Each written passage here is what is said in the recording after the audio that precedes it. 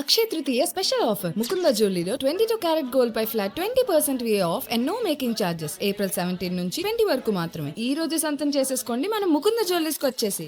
పశ్చిమాసియాలో ఉద్రిక్తతలు మళ్లీ పెరుగుతున్నాయి. అమెరికా ఇజ్రాయెల్ను హెచ్చరిస్తూ Iran supreme leader Mustafa Khamenei ప్రకటన విడుదల చేశారు.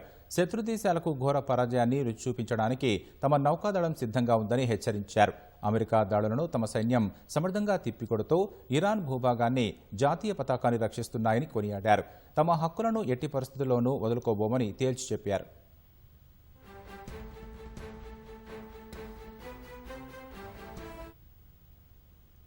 అమెరికా తమ పోర్టుల దిగ్బంధనాన్ని కొనసాగించినంత కాలం హర్ముజ్ జలసంధిని మూసే ఉంచుతామని ఇరాన్ తేల్చి చెప్పింది.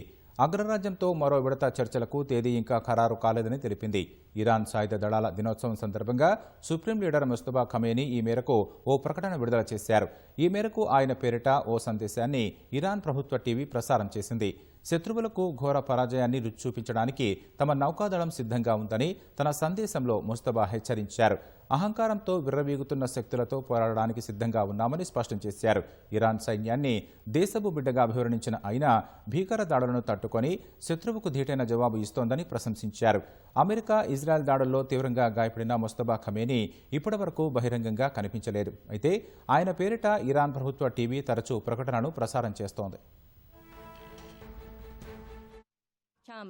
دوشادوش دیگر مجاهدان نیروهای مسلح با دو ارتش رأس جبهه کفر و استکبار پنجه در افکنده و ضعف و مذلت آنان را در انظار جهانیان نمایان ساخته است.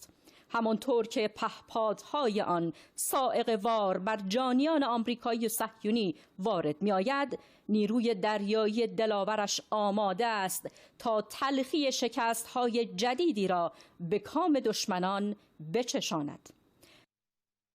మరోవైపు అమెరికాతో జరుగుతున్న శాంతి చర్చల్లో కొంత పురోగతి సాధించినప్పటికీ తుది ఒప్పందానికి చాలా సమయం పడుతుందని ఇరాన్ పార్లమెంటు స్పీకర్ మొహమ్మద్ ఖాలిబాఫ్ తెలిపారు. వారాల తరబడి జరిగిన యుద్ధంలో ఇరాన్ క్షేత్రస్థాయిలో విజయం సాధించిందన్నారు. తమ డిమాండ్లను అగ్రరాజ్యం అంగీకరించినందుకే తాత్కాలిక కాల్పుల విరమణకు ఒప్పుకున్నామని పేర్కొన్నారు. ఈ యుద్ధంలో అనుకున్న లక్ష్యాన్ని అమెరికా సాధించలేకపోయిందని తెలిపారు. హర్ముజ్ జలసంధి ఎప్పటికీ తమ నియంత్రణలోనే ఉంటుందని ఖాలిబాఫ్ తేల్చి చెప్పారు.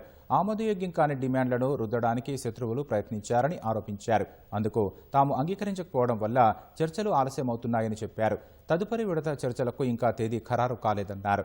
ఇరాన్తో సంప్రదింపులు కొనసాగిస్తున్నామని, చర్చలు సానుకూలంగా జరుగుతున్నాయని అమెరికా అధ్యక్షుడు ప్రకటించిన అనంతరం ఇరాన్ పార్లమెంటు స్పీకర్ ఈ వ్యాఖ్యలు చేయడం ప్రాధాన్యం సంతరించుకుంది.